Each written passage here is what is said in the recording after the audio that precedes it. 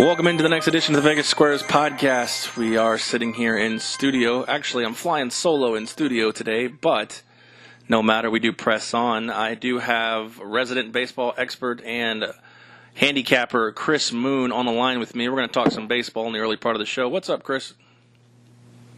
Yo, what's up? What's up? Uh-oh. Chris Moon, Mr. Red Sox, Mr. Hedge, you got three teams in the race here on your futures bets. Looking pretty good in all aspects. Let's talk baseball. Like I said, we want to first thank our sponsors, 12-Ounce Sports Radio, VGK Pop Sockets, and Chai Poker, for being a part of the show. And, all right, let's look at it. It is Thursday here now, and we've got a couple of wild series right now. You got the Red Sox series. Red Sox and Astros, you got, the Dodgers and the Brewers. What are you looking forward to in the next, 3 or 4 days of baseball? Well, let me just say something about last night's Brewers-Dodgers game.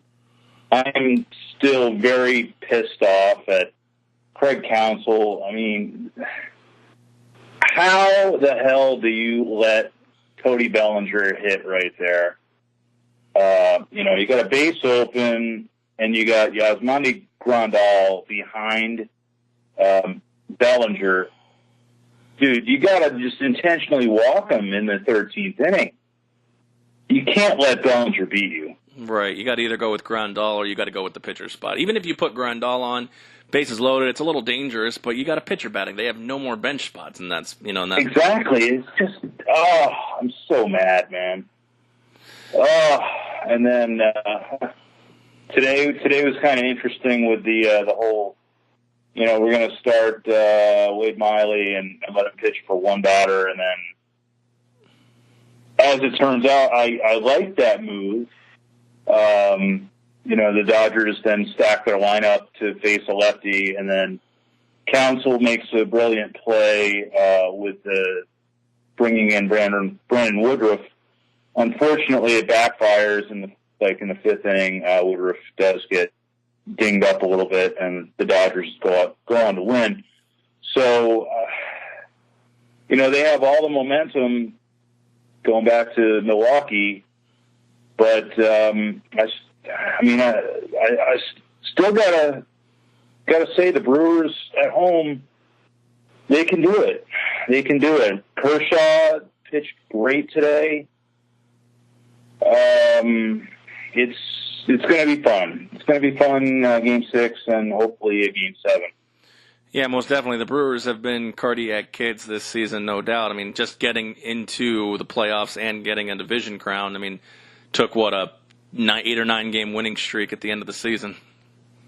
Yeah. So, and they got that the meaningless run in the ninth inning to push that total to 7. That was fortuitous for me. I was in the poker room at the time and just going nuts watching that game. Yeah, not many people go nuts for a meaningless ninth inning run when the team's down by 4. But I tell you what, as far as in the handicapping world, that stuff like that really, really matters. Yeah, it does. I want to get your thoughts on this, and I know that obviously it's been like this for as long as I've known playoff baseball, but the 2-3-2 series, the way that sets up, to me it feels like such a disadvantage sometimes for the team with quote-unquote home field advantage. I totally agree. In this day and age, we should be going back to the 2-2-1-1-1. I realize it's a lot of travel, especially when it comes down to East Coast, West Coast travel. But, we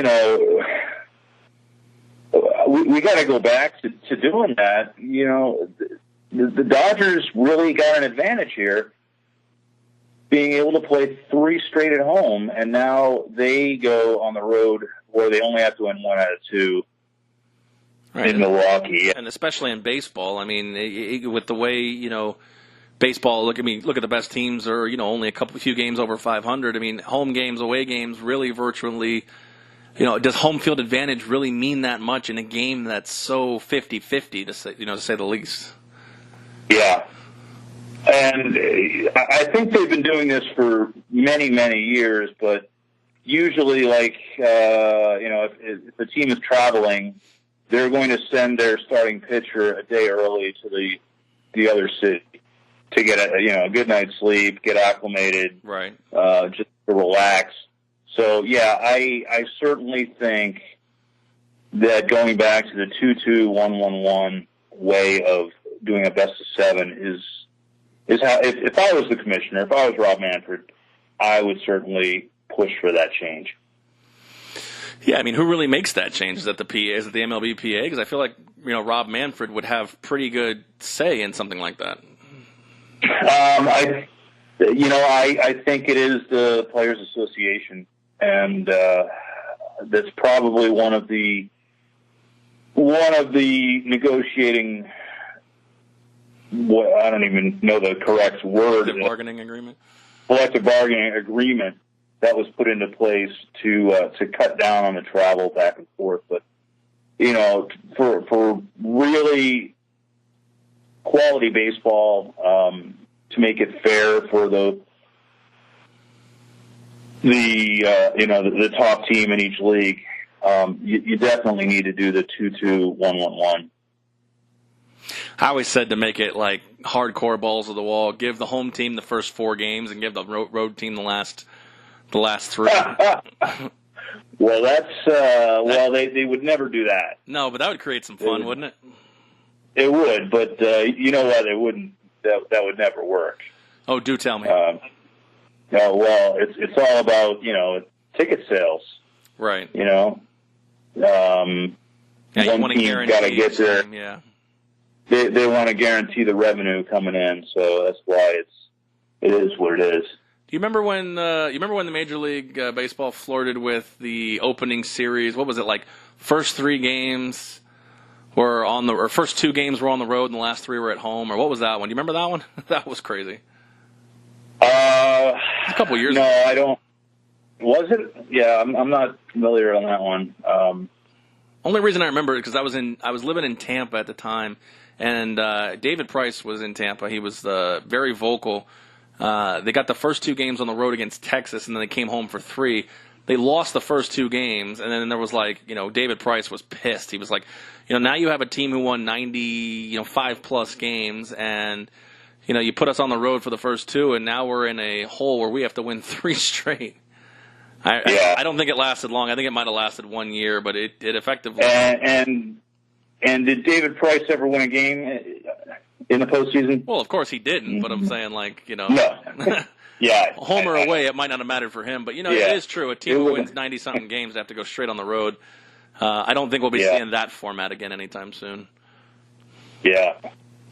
But, all right, well, let's talk about it. You talked about a couple things in that NLCS game, especially the one that went 13 innings.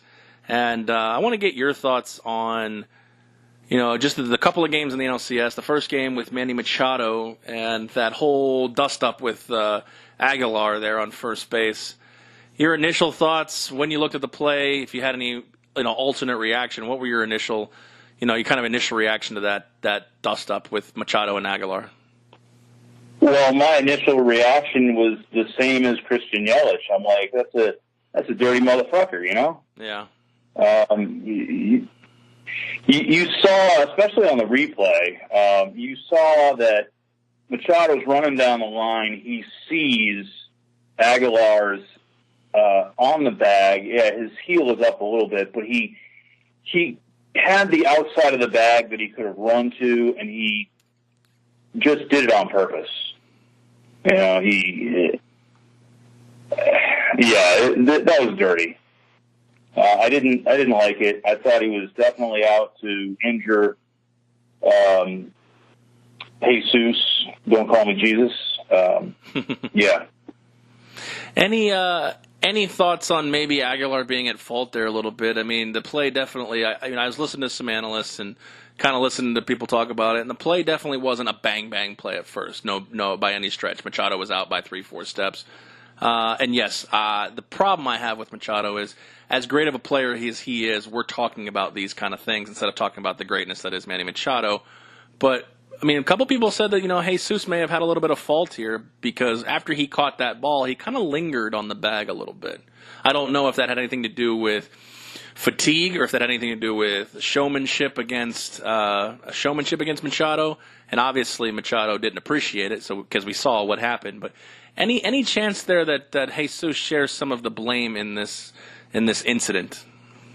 I don't think so. I really don't. Machado has been in a couple of these altercations over the past few games. That is definitely the only thing that detracts from his greatness, is that he can be a little bit of a dirty player. Right. Yeah. Yeah, most definitely. He that's what I'm saying. Like, you talk about a guy like Manny Machado, who's definitely in line for a big payday, but instead of talking about the greatness that is Manny Machado, like I said, we're sitting talking about how, is he or isn't he a dirty player? Is he or isn't he a team player? Because there's been, even though he scored the game-winning run, there's been speculation that he likes to dog it a little bit too. He does, yeah. Yeah, he even admitted to it. He's like, sometimes I don't give it my all. And kind of the Randy Moss approach to it. Yeah. Well, I mean, that's what happens when you're coddled as a kid growing up, and it's like, it's okay. You can take a couple plays off. Oh, Red Sox took the lead today. Woo. I didn't see that. Yeah, they're up. Yep, 6-5 right now. Yeah, happens when you turn the TV off for a second. Nice. But say Houston comes back and wins this game, evens the series at 2-2, makes it a best of 3 with one home game remaining in Houston. I mean, like you talked about with LA, riding the high off this momentum, because this game, as you know, the game 4 of Boston-Houston has been up and down. Both teams have shared leads in almost each and every inning, it seems. Yeah. What kind of message would that send? With Houston, Houston, if they're winning this game, hopefully being able to build off their momentum, and Boston at that point saying, God, now all the pressure is squarely on us, because if we don't win Game 5, we got to go 2 for 2, and that's the thing I don't like is if I understand, if you're the better team, you're supposed to be, more on point, but I feel like a team like Boston who won 108 games, give or take, shouldn't have to have that kind of pressure on them. Right. Well, it comes down to matchups, and David Price, I can't trust him in a big spot. He showed it again in this postseason. You just can't trust him. If the Astros come back and win this game and tie the series, they're going to win this series, because Sale, he's got the flu, or he's got food poisoning, or whatever. He's not going to pitch Game 5. The Astros front line with Verlander and Garrett Cole, you got to like their chances as far as the rotation goes over the Red Sox. Again, it's so close to call, and I did say I'm taking my home guys, the Red Sox, to represent the American League, but the food poisoning problem for Chris Sale is a big deal, and I'm just hoping the Sox take care of business right here tonight and get through, and then you have a 3-1 lead. And then I like our chances. Yeah, I mean, I said before the series, I said Red Sox in 5, Dodgers in 6. If the Red Sox can pull this off, it's looking really good to go that way. But I'm not sure Houston's going to go down without a fight. Especially this entire team is healthy. Like you said, Verlander going against not Chris Sale, which not saying Chris Sale's. You got to put your best guy on, regardless of his postseason success. You got to put the best. Yeah. Best guy out there. You got Nunez, who is a question mark, although, right now, as it stands, Devers is crushing the ball. So I'm not sure Nunez would crack the field at this point, but you got Mitch Moreland and a couple bats on the bench that are hurt right now that could affect the later innings of some of these games. Yeah, well, defensively for sure. If you can get through the first 5 or 6 innings with Devers at third and Pierce at first, yeah, you bring in Moreland for the late innings. If you have a lead, you definitely want that defense. Mm-hmm. It's going to be great. I mean, every game has been fun to watch. Just like we both said before the series started, it's must-watch TV. Mm-hmm. Yeah, most definitely. And Jackie Bradley is just continuing a tear. 2-run shot in the 6th. That's amazing. Yeah, unlikely. It really is what it is. It's great when you get unlikely candidates who jump in there and give you instant offense where you don't expect it. Because especially where he bats, you almost expect, not just specifically Jackie Bradley, just the place in the lineup, you almost expect, almost 75% of the time or even 80% of the time it's going to be an automatic out at that point. Yeah. Well, that's the magic of the postseason, Mm-hmm. Some of these guys can rise, and some of the stars, they fade in the postseason. Kershaw, prime example, but today he was the Kershaw that we all know. He was not a postseason Kershaw performance. It was a regular season performance for sure. The crazy thing I looked at, and obviously we know, some of Kershaw's, it's not documented. I mean, it is documented, the fact that, that you get these high-profile games, especially against the Cardinals. I remember 3 or 4 years ago, it was like he just seemed to unravel. But I look at a stat on Kershaw, actually, in his postseason career, he has 8 playoff starts of 1 run or less, 3 hits or less in his career. But it's like that stuff's not being mentioned. But it's all about, like you said, it's all about what happens on the big stage when the TV cameras are rolling and in prime time. And what we've seen of Kershaw has been that in a few cases. But if you look at overall his career in the postseason, I'd say he's been a pretty decent pitcher. I got to disagree, but that's the beauty of it. We can agree to disagree. Well, who's been worse, David Price or Clayton Kershaw? Price. But Kershaw, I mean, before tonight, he was 8-8 with a 4+ ERA. That's not good in the postseason. No, I mean it's not great, but it's better than give me David Price's stats. 0 and forever. 0 and forever, right. But you put David Price in the bullpen in the postseason, and he's a guy, and maybe that's what Alex should do is start. Maybe you start E-Rod, and you bring in Price later. That might be an interesting one for lefty with different deliveries, different rotations. That'd be an interesting one to look at, especially Rodriguez, who's been coming out of the bullpen. Even Porcello at this point, even in this game, he's looked real shaky. The curveball's not snapping. The fastball's looking a little flat. So, I'd hate to say that you need Chris Sale now more than ever, but that might be the case. I definitely think it's the case. Let's get through this one though, and then we'll play tomorrow. Any chance Joe Kelly the rest of this series goes multiple innings? I think so. I mean, he's done okay. He did all right today, right? Yeah, he pitched an inning, gave up a run. Not terrible. Not terrible. He's the guy I really like is that Brazier. Mm-hmm.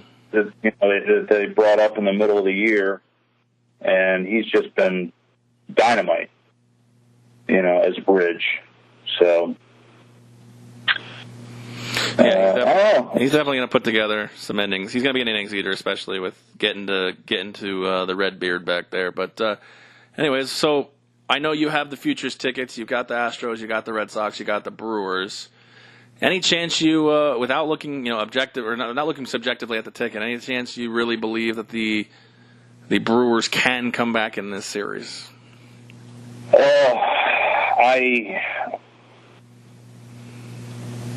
The odds are stacked against him now. That whole thing with Counsell yesterday really pissed me off.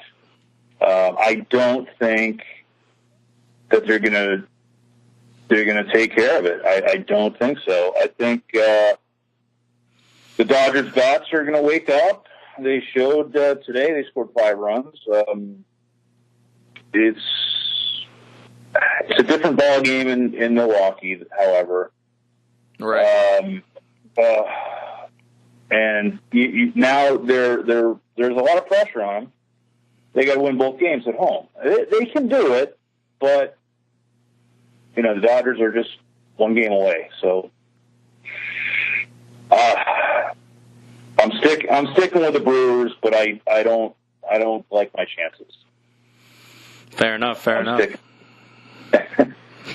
mean, nothing wrong with it. I mean, you got the ticket, and it's like I said, to look at it. But at the same time, you got to look at it from an objective point of view and say, look, they're in a hole, but they've kind of been almost in a hole, it seems, almost all year in the sense of, weren't supposed to win the Central, weren't supposed to win in Wrigley. Other than really the Colorado series, they were kind of dogs, even in, especially in this one. Have they announced the starters for Friday yet? No, not yet. I would imagine Miley's going to go, obviously, because that was the. Yeah. And then he is tomorrow, or Friday, yeah. I would imagine Ryu's going to go in the Game 6, and then Rich Hill in Game 7. Well, or they may bring back Kershaw Game 7, or they may bring back a combination. It seems to be the year of the bullpens, the year of the no real starters. I mean, look at this postseason. You have 4 teams left in it, and you probably have 3-4 bona fide starters across all 4 teams. I mean, that's not the way baseball used to be. I mean, you have Kershaw, you have Sale. I mean, at that point, I'd say you have Verlander and maybe Porcello. And Cole. Oh yeah, Garrett Cole. Probably it. Yeah, say Porcello, but he hasn't been pitching like a bona fide starter. But yeah. Yeah, I can't put him in that conversation. I mean, what is going on with pitching?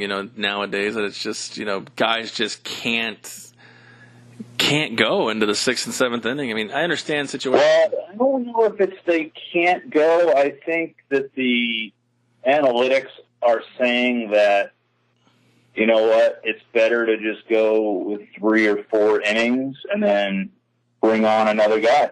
And hey, Tampa did it. I mean, look at what they did with this Rays team. Mm-hmm. I mean, nobody expected them to be any good. They won 90 games. And they were, they were right there. And I think next year we're going to see a lot of teams going this route where they don't really care about innings for starters and, the whole wins for starting pitchers. It doesn't mean anything anymore. It's all about getting 27 outs. What's the best way to get 27 outs? If it's using, 3 or 4 guys every night, 4 or 5, maybe 6 guys, you're going to see 13-man pitching staffs. So what does that mean, essentially, for contracts for both starters and relievers at this point, going forward? Obviously, you got guys like Kershaw, Verlander. Those guys make $20 million a year. If they're only, being serviced 4 or 5 innings a night, that may affect both the pitching staffs, the starting staffs and the relief. Well, maybe the ticket prices will go down. That'd be great. Right. Yeah, I highly doubt that. Well, you never know. And a chance with all these TV deals, I mean, there may be a chance that ticket price. MLB has, there's been public knowledge that there's definitely an attendance issue. Oh, yeah. So did you hear the rumor? No. Did I hear the rumor about the Vegas rumor, the new Vegas rumor? I did hear that they're going to blow up the Rio. The Rio might be blown up, and we might get a we might get a major league team relocate here. Yeah, I mean, who would relocate other than the Marlins? Tampa. Yeah, Tampa, maybe. Tampa. Yeah. Who's the worst franchise the Marlins right now? would because the Marlins have that. What do they have? Like another 15 years on that stupid stadium deal. I think Tampa has another 6 or 7 or something like that. I don't think so, because they were talking about building a new stadium in Channelside. Yeah. Right next to where the hockey arena is. But see, I have a hard time believing Tampa would move with that new stadium deal. If that stadium deal gets approved, that helps out the Rays tremendously, because I was in Tampa when the Lightning moved from St. Pete over to Tampa, and just as an entire organization, they just improved dramatically from attendance to all the way in the front office. I mean, it was a better team, because St. Pete's just full of St. Pete's already a low income city that's also full of retirees. Yeah. It's just not people who are interested in attending baseball games. Very true. Very true. I mean, you got the Marlins, who are basically in Coral Gables with their new stadium, and they can't compete. I mean, Coral Gables is a big population, a very wealthy population. They have obviously a very large Hispanic content who are fans of baseball, and no one shows up to their games. I would say the Marlins, right. Yes, they do have that big stadium. They got all that money tied up. It would be a tremendous disaster in the city of Miami, but Miami would be, in my opinion, probably smarter to move to Las Vegas than Tampa. I would like it. What about the possibility of expansion, though? Yeah, Rob Manfred did mention, he wants expansion. He wants to bring a team back to Montreal. That would be interesting. Yeah, that would be very interesting. Get a team here, get a team back in Montreal, maybe, in Charlotte. Portland Nashville. Would be an interesting one, too. Yeah, Nashville. Portland. Yeah. There's not a shortage of places, obviously, including Vegas here. They would have to put it close to the Strip, because, as much as you look at a place here in, Clark County, the entire Clark County here, which is the county that Las Vegas resides in, there's 2 million plus people, but at the same time, Las Vegas has such a dynamic that really no other city can claim, and is that there's 38 to 40 million people who come in and out of here throughout the year as well. So, right. I mean, you really look at it, and you almost have a population of, if you average that out over a year, if you almost have a population of 25 to 30 million people, which no city in the world has, including, obviously no city in America. Yeah. Well, just get rid of the Rio, There's never a game in the poker room anyway, so who cares? That's all Chris cares about. Is there a game in the poker room? Hey, it would have it's all about me, baby. Well, it's all about me. They'd have to move the WSOP, and obviously with the new Forum coming out behind all of the Caesars hotels, I'd imagine when that's available or finished, I would imagine that's when WSOP would probably investigate these claims, because I'm sure if they really want to bring and put a stadium in, they may get a pretty penny to buy just the land where the Rio sits, and that might be an interesting proposition for Caesars. Yeah. So, anyways, all right, Chris. Well, like I said, the last couple of games are going to be shaping up. We appreciate you coming on and talking a little baseball with us, and hopefully we'll catch you before the World Series.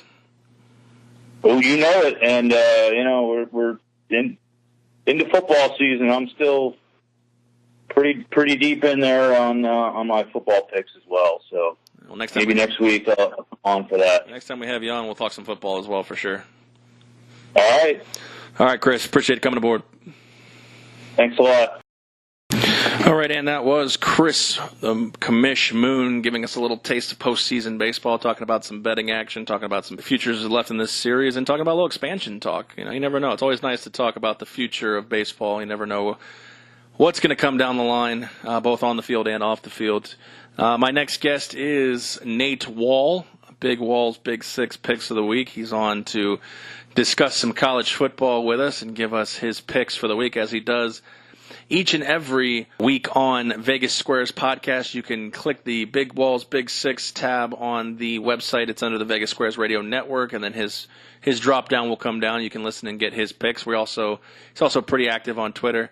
Nate, what's up, brother? How'd the last week go for you? You have good weeks, you have bad weeks. Last week was not my best week, but we're always looking for that 6-0 record each week. So hoping to change things up this week. Well, we know in sports betting, having a 6-0 record, that's like finding a unicorn, you know?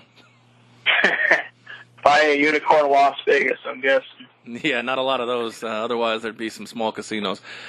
Anyways, well, Big Wall, Big Picks. He is back to give us another slate in the college football weekend. He's got 6 picks lined up for us. But before we get into your picks, let's talk about, we're here in we're in week 8 at this point in the college football season.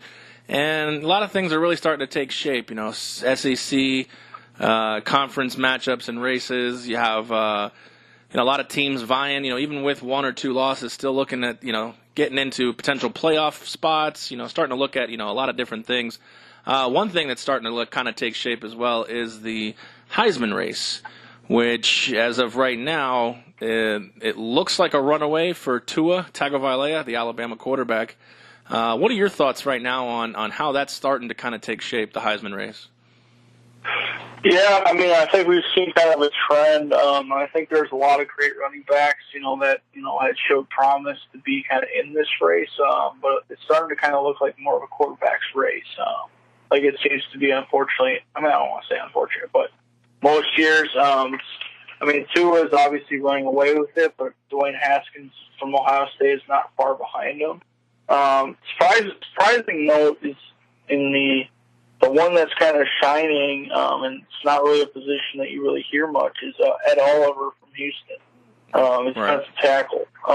He's in top 4 in the Heisman watch right now, which is, D tackle. I feel like is a very hard position to kind of be even in the top 10, even.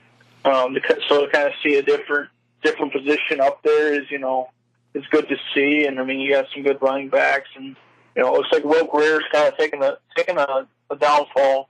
I know he was kind of in the top 4, top 5, and it just kind of seems that he's kind of tailing off. I think when you throw multiple interceptions against teams like Kansas, people will pay attention to that. So, but I think for now, it's Tua's race to lose.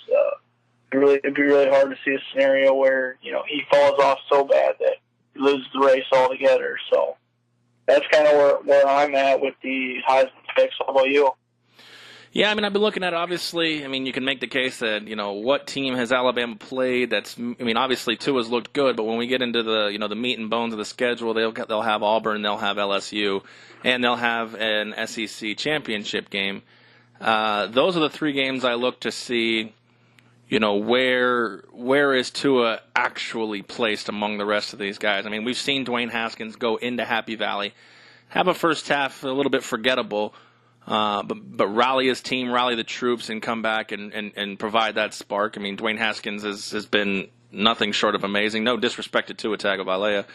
Kyler Murray, another one who obviously he has a loss on his record now, but is no stranger to putting up offensive stats and points. I don't rank him as high as Haskins as far as challengers to Tagovailoa. Ed Oliver, you're right. It's a great story. He's a junior from Houston, putting up crazy numbers right now. But as a defensive tackle, I'd lay him as one of the consensus long shot odds. He'd be in the Vegas world. He'd be something along 60, 70, 80 to 1 as a defensive tackle. That's tough. A couple guys I like that are shooting up the charts, maybe a little bit too late.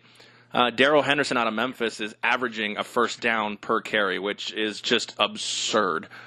Averaging 10.2 yards a carry. I don't care what league you play in, what conference you're in, or what level of football you're playing. When you average 10 yards a carry after 8 weeks of football, that's pretty damn impressive.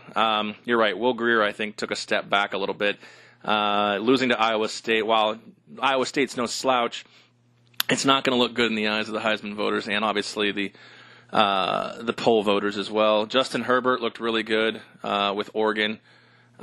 He's showing to be one of the most pro-ready quarterbacks. Now, that doesn't necessarily translate to Heisman numbers. And obviously, I've got a soft spot for my guy, Mackenzie Milton.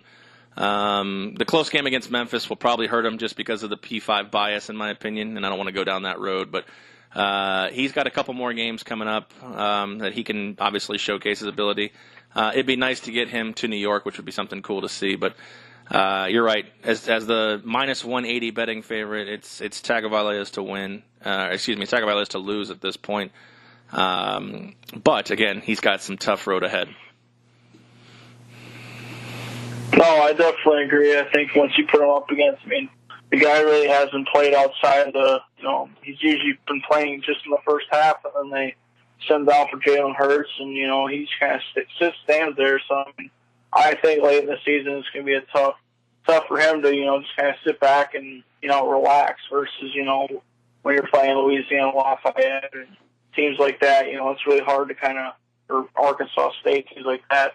It's really hard to okay, wait till I play Georgia, wait till I play Auburn, He's kind of seeing Alabama football from afar, with their, rather weak strength of schedule. So it'll be interesting to see how he kind of finishes up the season.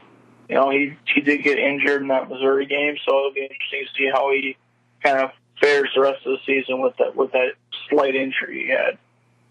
Yeah, most definitely. Not only that, like I said, that knee injury could create, could create a lingering effect.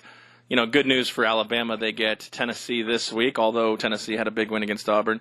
And then they have a bye week before facing LSU, one of those teams I mentioned that could be tough for the Crimson Tide. Last week against Missouri in 3 quarters, he had 265 yards, 3 touchdowns, no picks.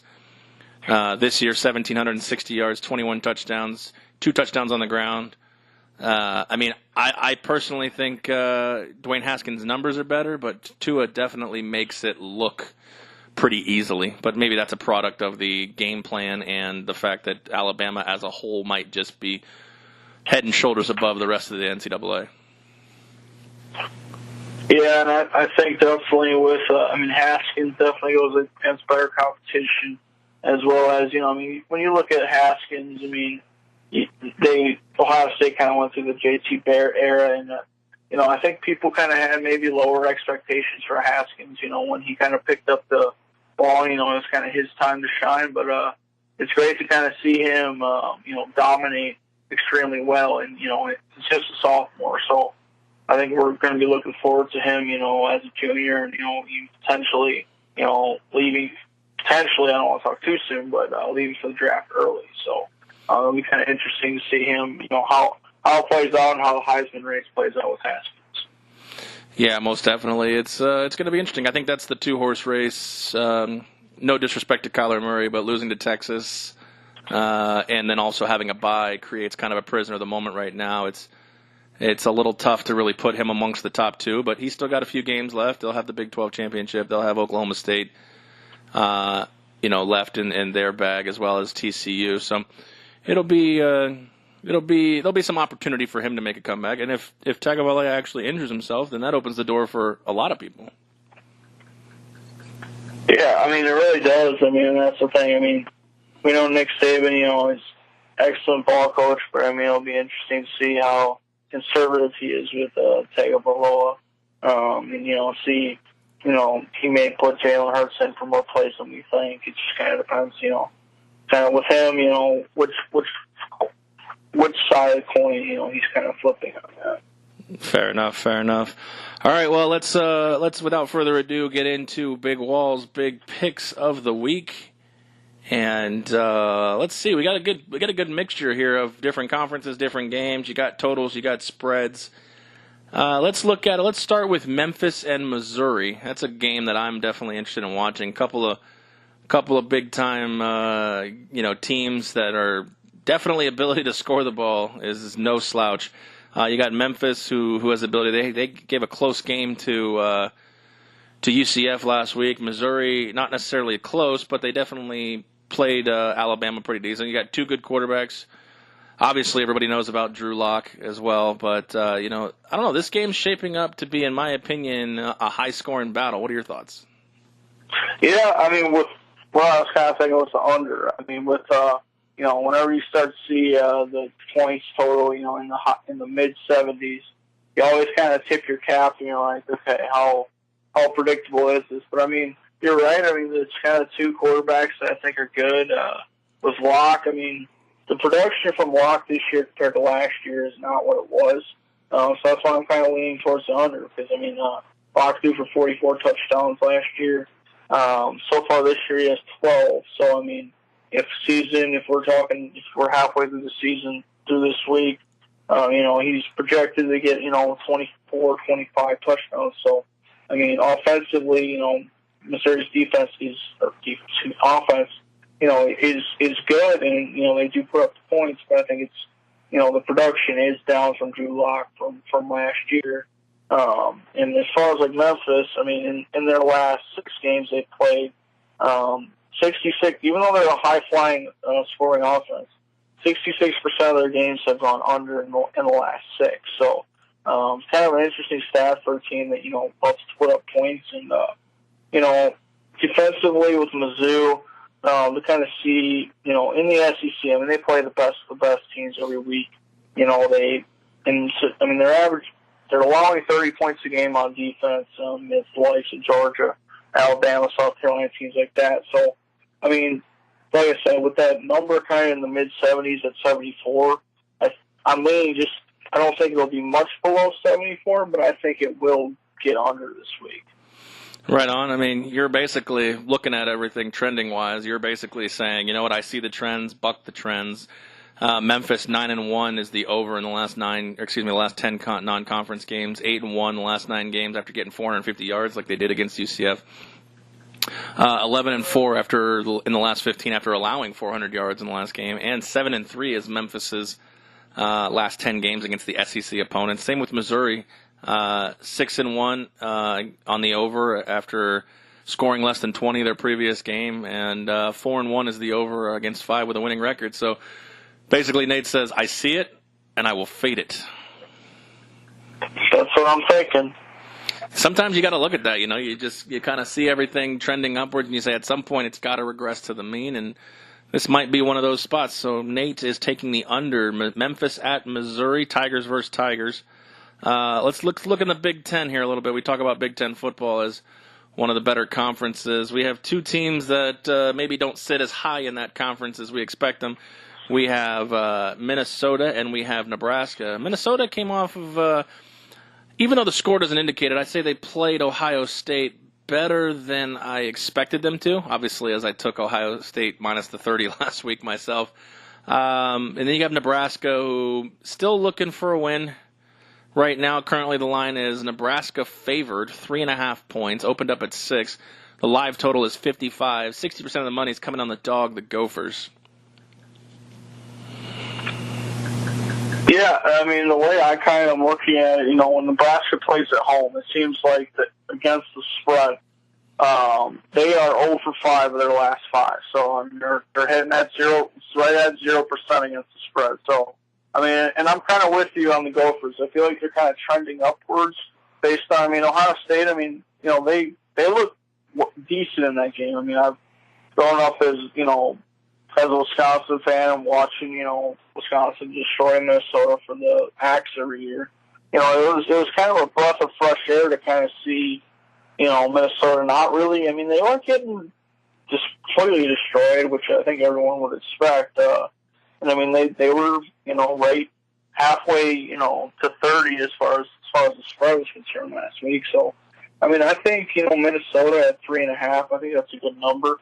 Or plus 3.5 as the underdog. I think Nebraska's got a lot of pieces that, aren't clicking this year. I mean, they've been in games against like Northwestern. They can't pull the trigger. So, I mean, to see the Gophers at plus 3.5, it was kind of a no-brainer for me. And just based on how Nebraska's played against the spread in their last 5 games at home, it just doesn't sit well for me personally, I won't be betting on this game just because, it's trash or the armpit, as I like to say, of the Big Ten. But, I do think that, Minnesota will cover that plus 3.5. Yeah, most definitely. Like you said, Nebraska 1-4 against the spread this year, and Minnesota actually 4-2, including 1-1 on the road, which is where they'll be in Lincoln. It's a tough one to pick. I would say Nebraska showed a little bit of flash of maybe a program starting to actually find footing under them, which obviously this year is too little too late. But, it's a bright spot for the Scott Frost era, obviously, as your 0-6 record would tell. And the fact that Nebraska fans may seem a little bit unreasonable, we'll call the word we'll use in that spot. Minnesota 3-3 overall. Again, it's like I said, 4-2 against the spread. You like Minnesota plus the 3.5 at Nebraska. So, all right. Well, let's talk about let's go a little MAC action here. Let's a little Saturday MAC action. We have Bowling Green taking on Ohio. You like a total. I do, and I think it's sitting right. I got a little greedy last week. I'm taking the overs. This week I'm taking more unders just to, I know in a couple shows ago I said, life's too short to take the under, but just this one time, take the under on this one. I do think, with the history of this Bowling Green game, Bowling Green at Ohio, the last 7 games these two teams have played each other, 71% of these games are going under. So, 71 is a great number to kind of look at and see. Okay, with these games, not a lot of offense is scored. And when we're talking scoring, these teams are ranking. Bowling Green's ranked 80th in scoring. Ohio's ranked 40th. So, it's not going to be a basketball score. I would have a really hard time believing that, these teams get over the 69, which is the number.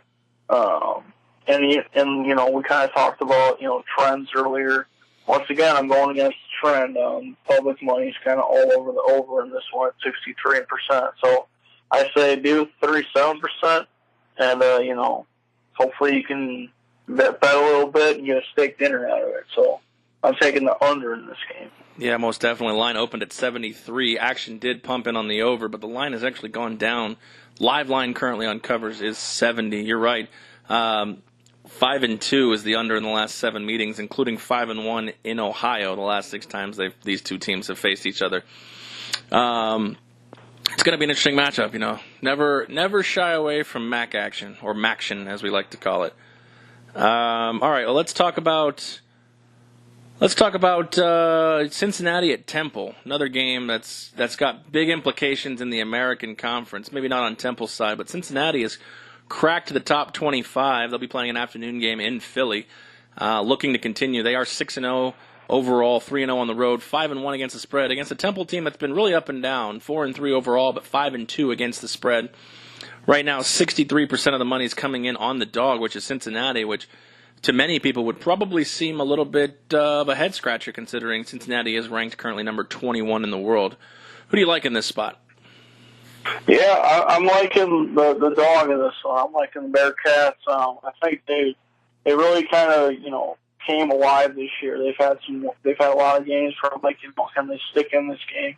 And they've pulled the games out, obviously being 6-0. So, with Cincinnati, in their last 5 games on the road, they're covering the spread 80% of the time. So that's a really high number or high percentage. I would kind of go off of. I think they've actually been one of the best teams besides like Washington State against the spread this year. So that kind of has a big play into it. Obviously this game is on the road.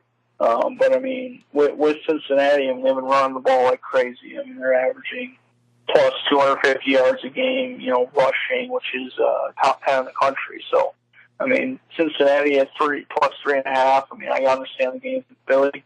But Cincinnati's been playing well in, road games. They beat UCLA at UCLA this year. They played a lot of great games. So I definitely think, 3 plus 3.5, in the American, I think they can get it done pretty easily. Yeah, most definitely. A couple things going each way. Bearcats 5-1 in their last 6 games overall against the spread, 4-1 following a win against the spread, and 4-1 against the spread on the road in the last 5 road games. Although Temple's no slouch either.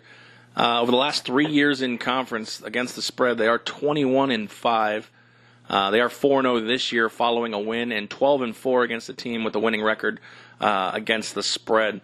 So it's definitely going to be a fun battle. You know, Temple is no slouch, although probably the talent level is higher in Cincinnati. But this is going to be definitely a fun game to watch, in my opinion. I think that there'll be some. I think there'll be some action in this game. I think the total might be a little low as well. So 48.5. I think there'll be some fun. There'll be some fun looking at that one as well on Saturday morning.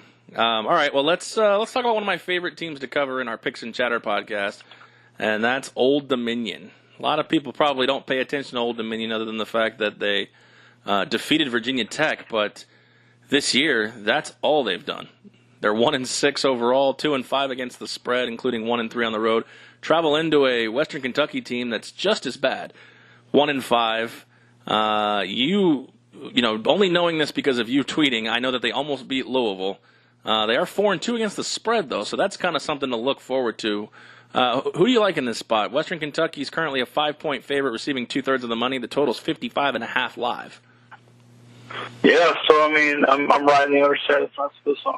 I'm looking Old Dominion, you know, on the 5 spread. I think it's one of those things. I mean, you can say, you know, they had the win over Virginia Tech, which was a top 20 win.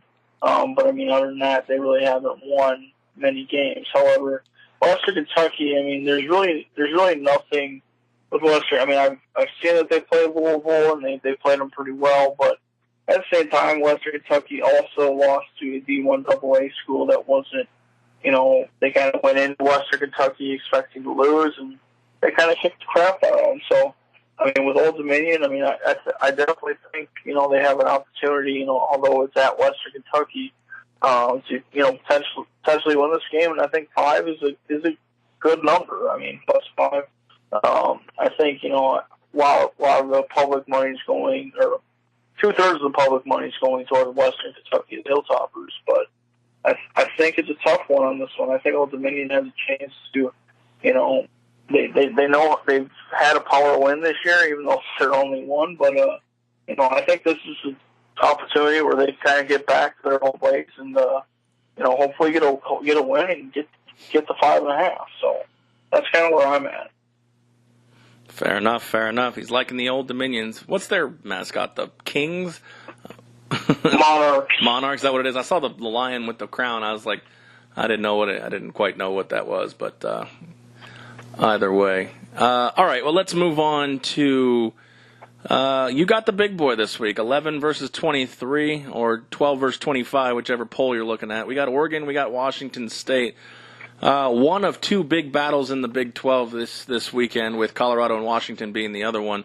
This is game day right here. I mean, this is where game day is going to be.